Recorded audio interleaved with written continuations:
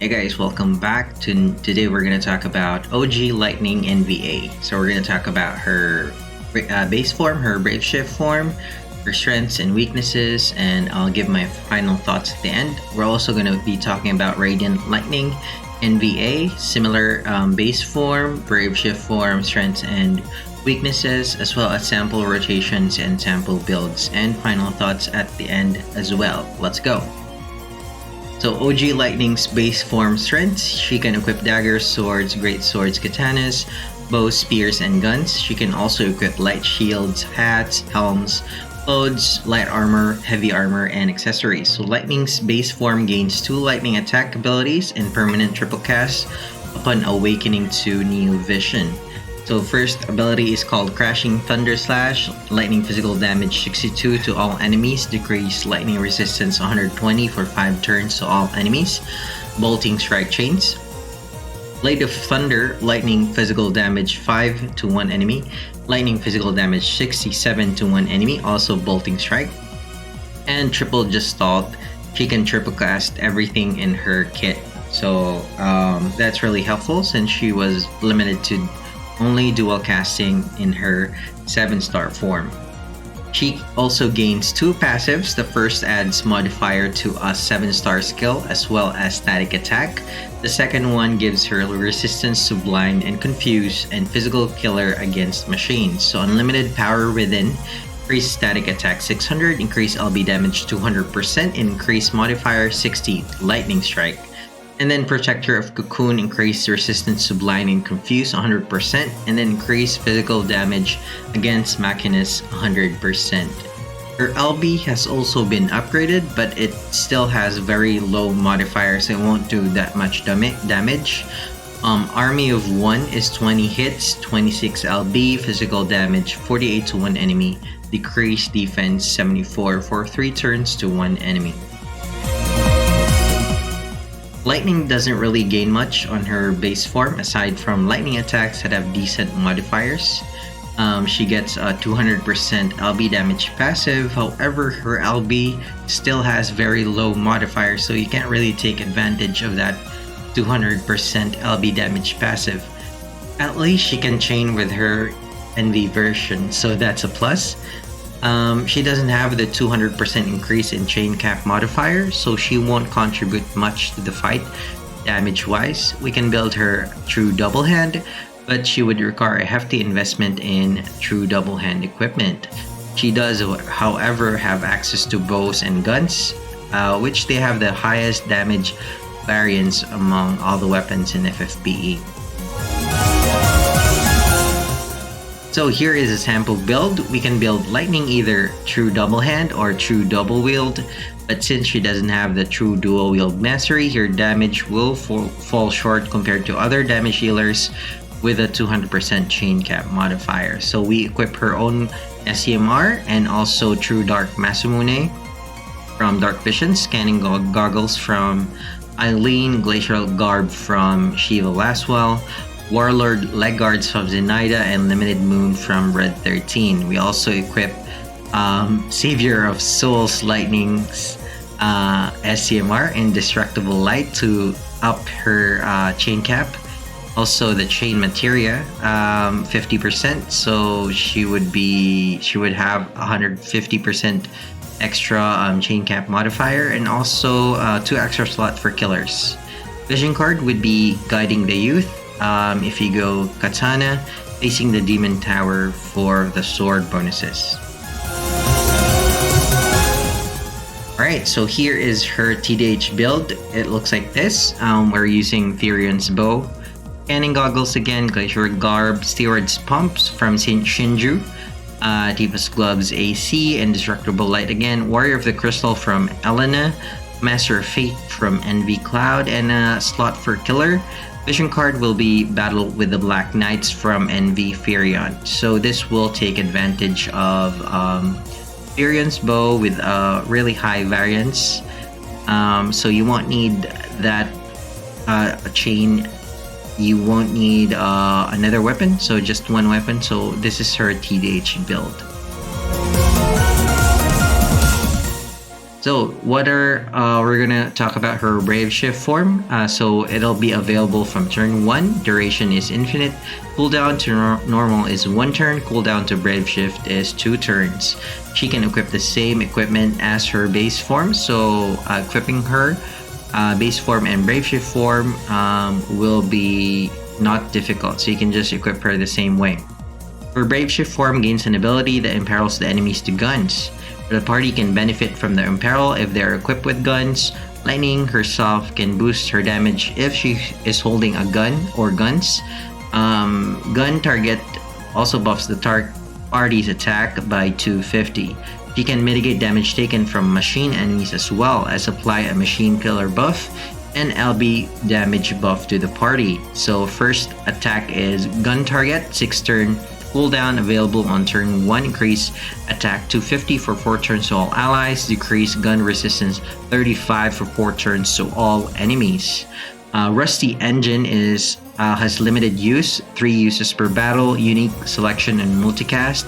Mitigate physical and magic damage taken against Machinas 30% for 3 turns to all allies. Increase physical magic damage against Machina 100% for 3 turns to all. And increase LB damage 100% for 3 turns to all allies. Also cannot be dispelled.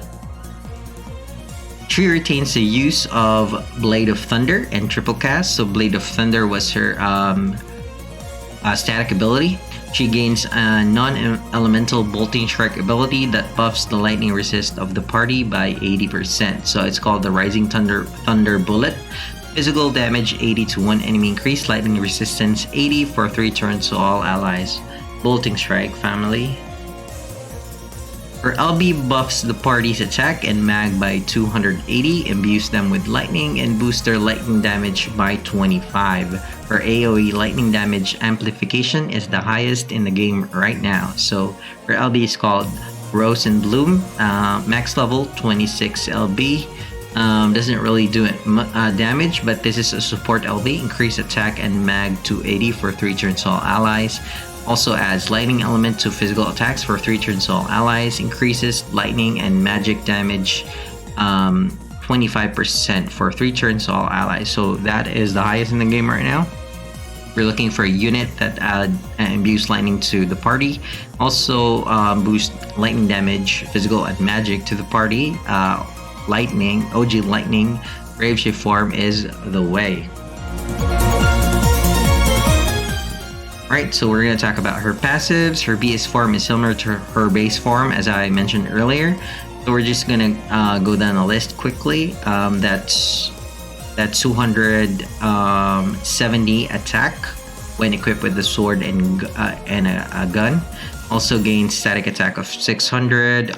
She does more damage to Machinas, 200%.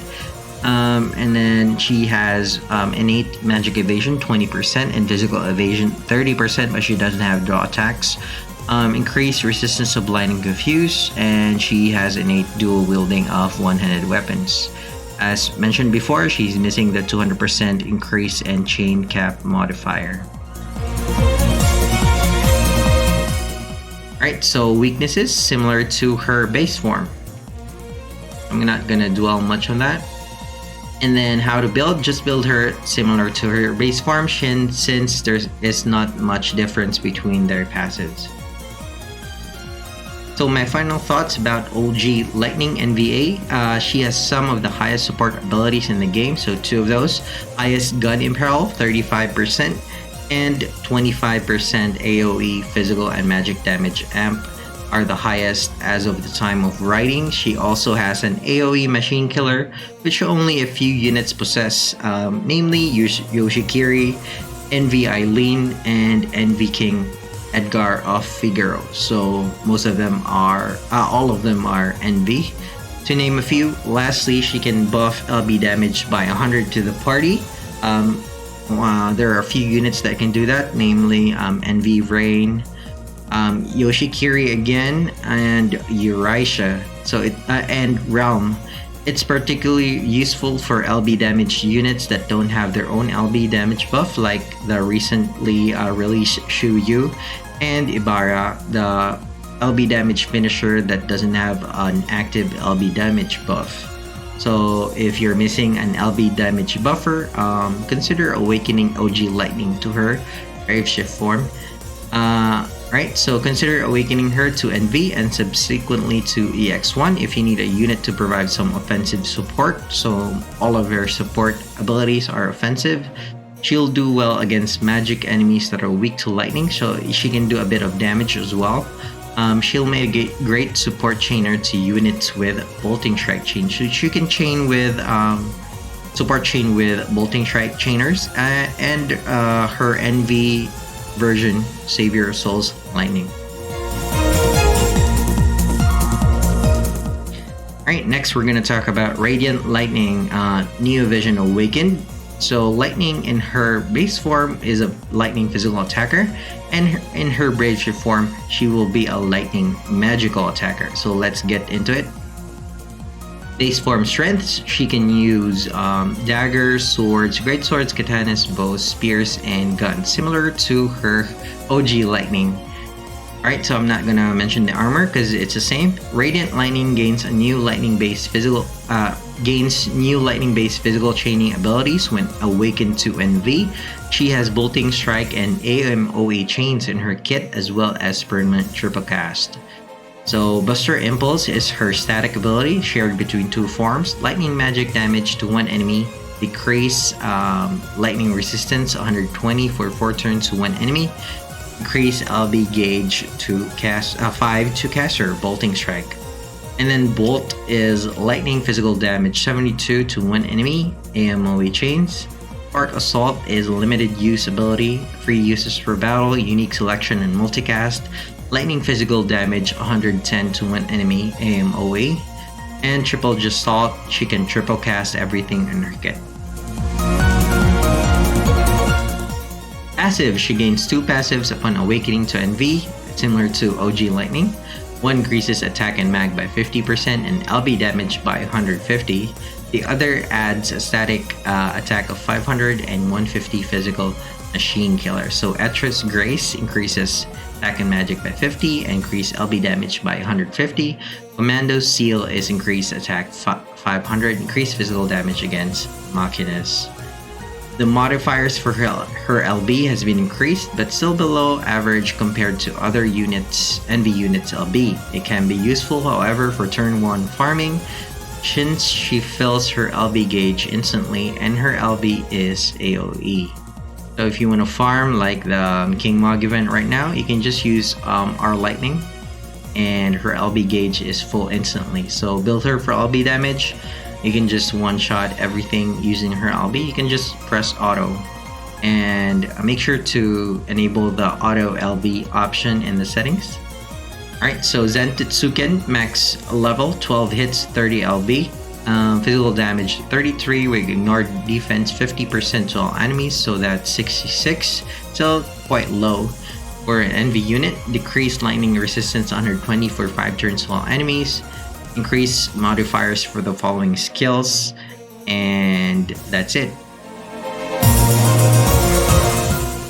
So what are her weaknesses in base form? Are all her relevant attack abilities are locked to lightning, so she won't do much against lightning resistant or immune enemies. We could use her as an LB damage dealer, but her LB mods are low. So if the enemy is not weak to lightning, she can still do damage. Alright, so here is her sample build in base form. She reaches the true dual wield cap with just her SEMR, so she already has 150 in her kit, 150 true dual wield passive, so you just need her SEMR Zentitsuken to provide the 50%. So we're going to build her true dual wield. So we want the Tiny Bee from Yuna, Zentitsuken, Asura's Mask from the Trial, Glacial Battle Garb from Shiva Lastwell Limited Moon, and Steward's Pump from Shinju, from Red 13 and Shinju. And abilities, Last Guardian just adds 80% attack. Lightning's Heart is some LB damage, and that's from Squall SEMR, and 2 slots for killers or LB damage. Vision card will be facing the Demon Tower from KH3 Riku. Alright, so sample rotation for our lightning. This rotation makes lightning debuff the enemy by 70%, so she can actually break in her 7-star form. She just has trouble doing it because she didn't have the triple cast, but now she does have the triple cast, so she can break more freely now, but it's only 70%, so she won't really function as your dedicated breaker. Maybe an emergency breaker or a support breaker. So if you bring a dedicated debuffer, skip turn 2. So turn 1, paradigm shift to buff attack for 11 turns, paradigm shift Ravager, and then Buster Impulse. And then turn 2, use her debuff skills, Flame Strike, Spark Strike, and Frost Strike. And then turns 3 to 5, just do Bolt 2 times and then Spark Assault. Her Spark Assault only can be used for 3 times. So just repeat, and instead of doing Bolt times 2, just do Bolt times 3. Alright, so we're gonna talk about her Brave Shift form. Similar equipment to her base form. It's available from turn 1. Duration is infinite. Cooldown to normal is 1 turn. Cooldown to Brave Shift is 2 turns. So our lightning retains the use of Buster Impulse. So like I said before, it's her static ability. She turns into magic damage healer in Brave Shift form. She gains lightning-based magic attacks with bolting strike chains. She can quadcast all her skills, including the Buster Impulse. So new skills for her Brave Shift form is called the Buster Thunder. Lightning magic damage 62 times with consecutive increase, 3 times, 8 times each, so 86 max to one enemy. Increase LB gauge 4 times to caster bolting strike. And then Flare Saber, 3 uses per battle, unique selection on multicast. Lightning magic damage 110 to one enemy. Increase LB damage 100% for 3 turns to caster, can't be dispelled, bolting strike. And then Tetra Unison is her quadcast. Alright, so our lightning can unlock her quadcast using a cooldown skill. It also buffs her mag by 300. She can apply a 50% general mitigation to herself, as well as 200% lightning resistance. So it's called Energized. 6-turn cooldown, available on turn 1. Increase mag 300% for 5 turns to caster. Enable skill for 6 turns to caster, Tetra Unison. And then next is Thunder Barrier, mitigate damage taken 50% for 2 turns to caster. Also 200% lightning resistance. So we're going to talk about her LB. Her LB is lightning-based magic attack to all enemies. It also decreases lightning resistance by 130. She can be built for LB damage since she has an LB damage passive of 150 and an active LB damage buff of 100. She can LB immediately after Brave Shifting. So LB name is Celestial Thunderfall, max 27 hits, 30 LB. Lightning magic damage 115 to all enemies, decreased lightning resistance 130 for 4 turns to all enemies. Protector's Bayonet chaining frames, but I'm not sure which units have that. And then Atros Grace is a passive, increase attack and mag by 50, increase LB damage 150. And then Flare Saber buffs her LB damage by 100. So her passives, her Magic True Dual Wield is easy to cap since she already has 150. Her mag can go as high as 270 when equipped with a sword and a gun. She has innate dual wield and a 200% increase in chain modifier cap. So if you equip her with a gun and a sword, she will get 100% mag. She already has 150 MTW, so you only need 50% more. Unfortunately, her SEMR doesn't have any flat mag, so you can't really cap her True Dual Wield that way, and also it doesn't have a Magic True Dual Wield. Increase static mag by 500, also gets bonus stats from Odin 100%. Magic damage against Machinas 150, also has a physical evasion 30%. She can counter magic and physical attacks with Beautiful Light. That's 120% imperil to lightning. She has 50% lightning resistance, completely immune to blind, paralyzed, and confused, innate dual wielding, and increases LB per turn 3. Also has recover MP 5% and autocast friendly reunion at the start of the battle. That's a 10% mitigation to herself. She also has the LB gauge fill rate 100%. That's her trust passives. So you don't really need to equip her TMR or SCMR just to proc that. It's just an LB gauge fill rate passive. Alright, so sample build for our Lightning BS form. We'll build her with as much flat mag as we can and cap her MTW with 1 materia. So do note that this build is SCMR heavy, since most mag weapons that are not rods or whips are SCMRs. So Terra's Sword Plus, and then Blue Storm from Tetra Sulfid Pistolis, SCMR, Ark's Hat, Golbez's Armor. That's his SCMR. It's a heavy armor with a lot of flat mag. So thankfully she can equip that at least. Heliolite from Saul, Crystal from a Trial. Wings that turn back time is from Gilgamesh, SCMR. Lion's Heart for some LB damage. Gifted Sorceress Knowledge from Mistina. And some killer or LB damage slot. Vision card is Search for the Esper, because that gives magic bonus if you're equipped with a sword. And also some magic. So here's a sample rotation for our Lightning. Power up on turn 1, then LB on turn 2. She already has a full LB gauge thanks to her base form's passive. So it fills the LB gauge on turn 1. So you can just shift on turn 1 and then you can use her LB. But we're not going to do that using this rotation. Chain with Buster, Thunder, and Impulse to fill her LB gauge again, since both of those skills have LB damage fill. Use Claire Saber before you fire off her LB, so you can have the LB damage buff. Cast Energize when it comes off cooldown. Energize enables her quadcast. She can fire off her LB more often if you have external LB support like Eurasia, Realm, and etc. Alright, so just look at down the list. So if you can see, she has pretty above average modifiers there. But do note that Claire Saber can only be used 3 times per battle. But if you want her to do damage with her LB, just increase her LB damage passive with equipment. Unfortunately, her active buff is only 100%.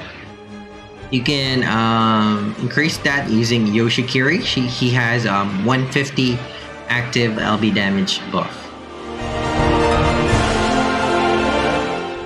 Alright, so what are the weaknesses for her BS form? Similar to her base form, she won't really do much against lightning resistant or immune enemies, since all her abilities are locked to lightning. She can be hard to gear for mag, since she can't equip rods or robes and whips. The typical equipment with high mag, she can however equip Golbez's armor for its huge flat mag. Both her TMR and SCMR don't really help her in BS form, since they don't have any mag stats. She doesn't need to proc her trust passive though, since it has an LB gauge fill rate passive. It's just an LB gauge fill rate passive of 100%. So final thoughts about Radiant Lightning. Radiant Lightning NVA doesn't really do much in her base form. But her Brave Shift form certainly has its uses. She should function in her BS form, since she does more damage in that form. She'll be great against machine enemies that are weak to lightning. It is very hard to gear her BS form, since it requires a sword and a gun with high flat mag. She even uses Terra's sword and vision card, so I would rather use Terra instead of her. She also needs very specific SCMRs to function well. However, her 130% Lightning Imperil could be useful, since we can fire off her LB turn 1. Only 3 other units can do a 130 Lightning Imperil, namely Kryla, she's a limited unit. Lauren Neo Vision, and Nalu Neo Vision.